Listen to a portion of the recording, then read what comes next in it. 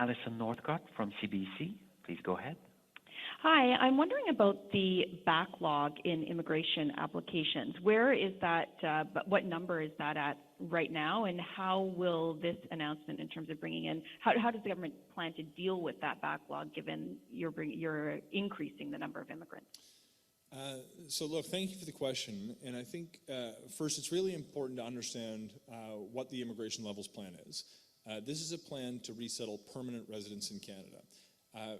Frankly, this year we made some enormous strides to get our permanent residency streams back on track.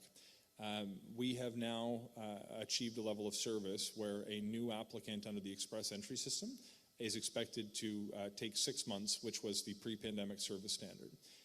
When we look at the federal family reunification stream for permanent residents, the standard of service that we offer is 12 months, and we have now reached that standard for new applications that come into the system as well. Now, there are still applications that are in the system today that have been in longer than that, and we're not going to bump them from the line to process new applications first. We've actually done the work to get caught up and made some pretty difficult decisions, in fact, on the federal express entry stream, to previously put a pause in place that we lifted in July so we could clear the backlog of permanent residency applications.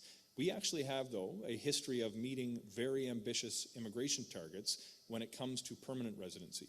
I know last year we set a record of having 405,000 that landed in Canada, which exceeded the target. And this year we're more than on track to hit a very ambitious target, a record breaker, of 431,000. The challenges that we see on processing are less connected to permanent residency unless you're actually dealing with certain programs that have more applications coming in than we've created spaces for. This plan will actually help solve that problem by creating more spaces in certain streams that have an intense demand. Parents and grandparents, for example, is dramatically oversubscribed, and by creating more spaces, we will actually reduce the wait times for people coming through that stream. The same is true through the Startup Visa program, which we're increasing spaces for to bring more tech entrepreneurs to Canada that are going to be able to potentially create hundreds or in some cases even thousands of jobs for Canadian workers. When we look at permanent residency, we can actually deal with some of the processing challenges by increasing the level space. Reducing our spaces would exacerbate processing challenges. The challenges that we've been having with backlogs to date have more dramatically been on the temporary side of business. Think of work permits and study permits and visitors who are seeking to come to Canada. We've made a lot of progress over the last number of months in order to address some of these challenges. There's no one silver bullet. It takes every tool in the toolbox to solve this challenge.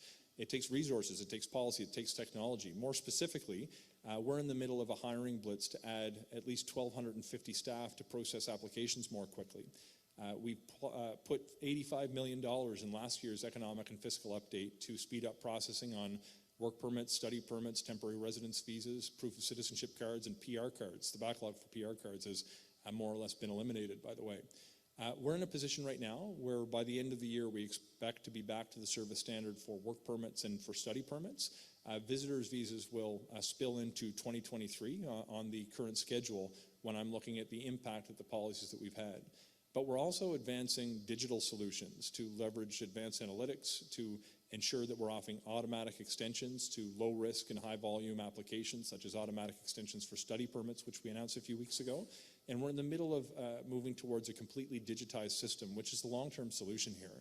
The reality is, in a paper-based system, which we've had for many years in our immigration system, it's not possible to leverage the strengths of our global network. When we pivot to a proper digital platform over the next couple of years, we'll be in a position where if our office in Delhi is overwhelmed with volume and our office in London is slow, we'll be able to process the applications from Delhi in our London office. These are the kinds of changes that we're making now that are going to dramatically improve the speed at which we can process applications. But when I look at the numbers, we're trending in the right direction now, and I expect that we're going to be back on track, in particular for work permits and study permits by the end of this year. Thank you very much, Minister.